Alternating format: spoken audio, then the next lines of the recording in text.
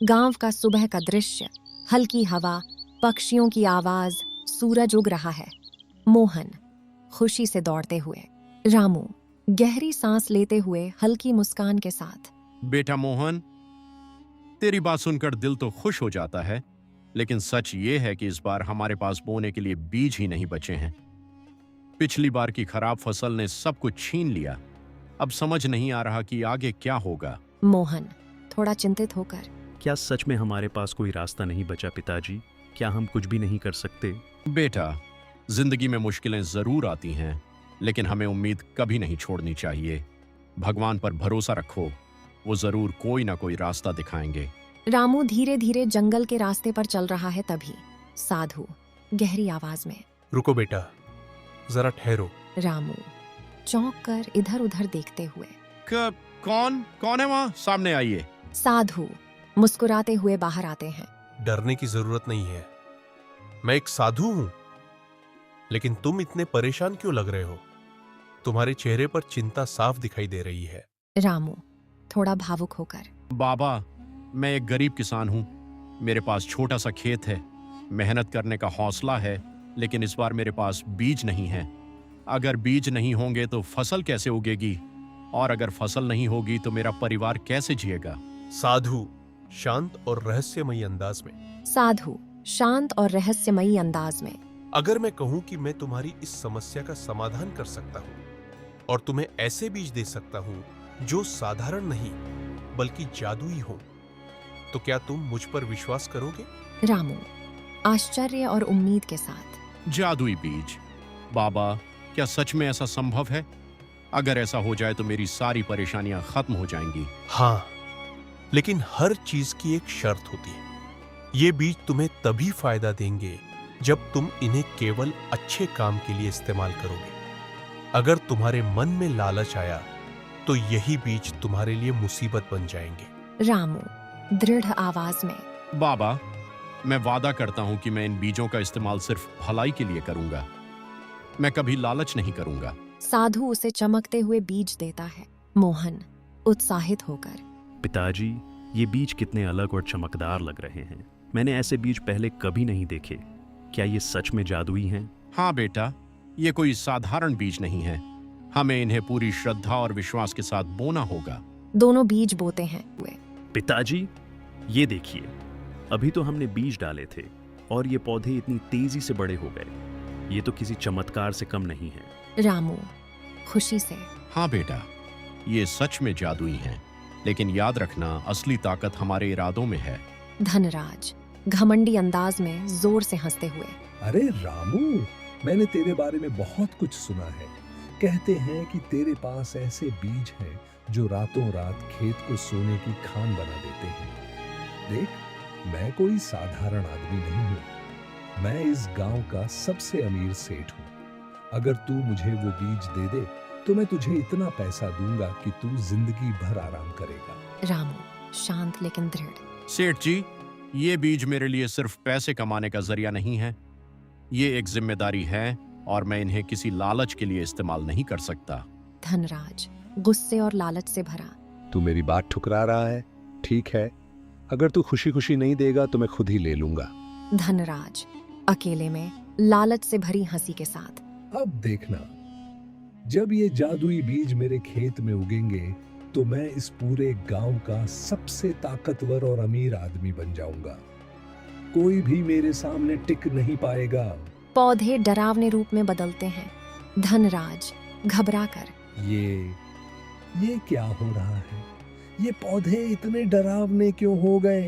ये मुझे क्यों पकड़ रहे हैं? मैंने तो सिर्फ अमीर बनने की इच्छा की थी। धनराज रोते हुए कांपती आवाज में, रामू, मुझे माफ कर दो।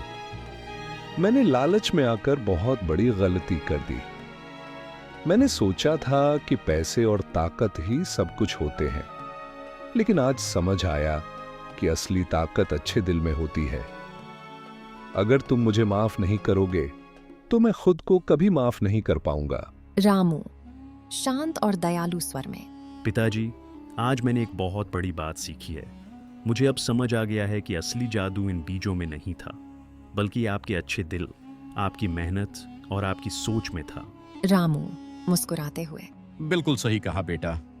अगर इंसान का दिल साफ हो और वो दूसरों की भलाई के बारे में सोचे तो हर चीज जादुई बन जाती है। जिंदगी में असली खुशी और सफलता पैसे या जादू से नहीं मिलती, बल्कि मेहनत, ईमानदारी और दूसरों की मदद करने से मिलती है। अगर इंसान का इरादा अच्छा हो तो साधारण चीजें भी चमत्कार कर सकती हैं। बहुत समय पहले एक गांव में रामू किसान नाम का मेहनती किसान रहता था। उसका एक छोटा सा मिट्टी का घर था। घर के पास खेत, गाय और एक प्यारा बगीचा था। रामू रोज सुबह सूरज निकलते ही खेतों में काम करने जाता।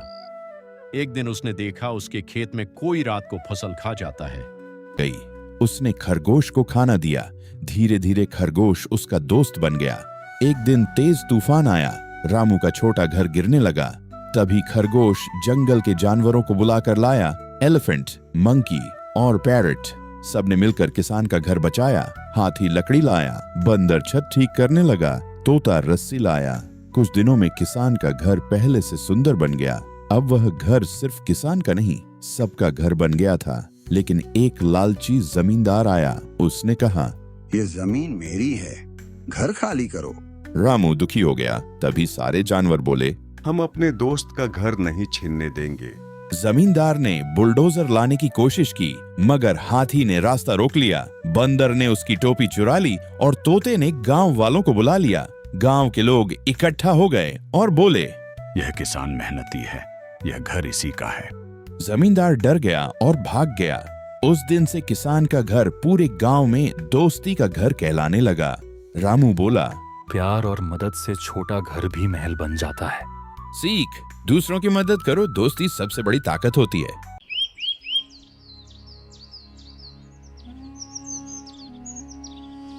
बहुत समय पहले घने जंगलों, ऊंचे पहाड़ों और दूर दूर तक फैले सुनहरे खेतों के बीच एक सुंदर गांव था, सोनापुर।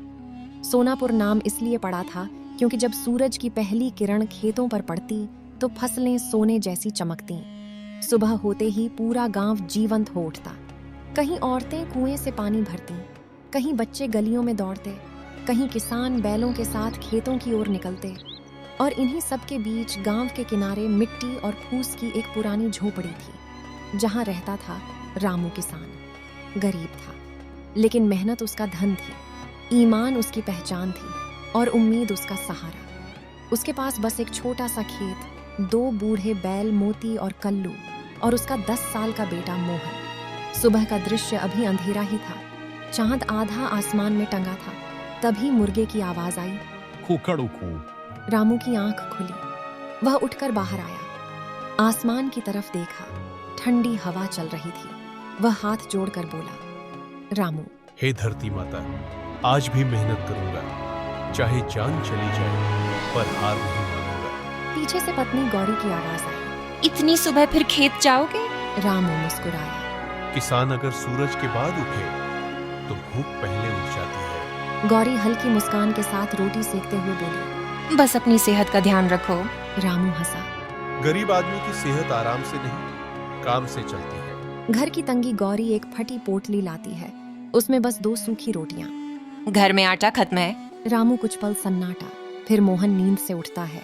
बाबा भागकर गले लग जाता है। आज मैं भी खेत चलूंगा। तू पढ़ लिख, बड़ा आदमी बन।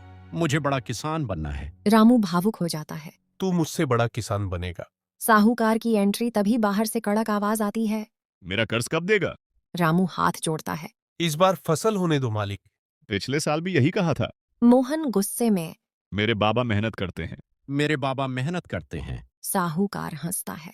मेहनत से नहीं, किस्मत से पैसा आता है। जाते जाते धमकी देता। महीने भर में पैसे नहीं दिए तो खेत मेरा। गौरी रोने लगती है। रामू चुप।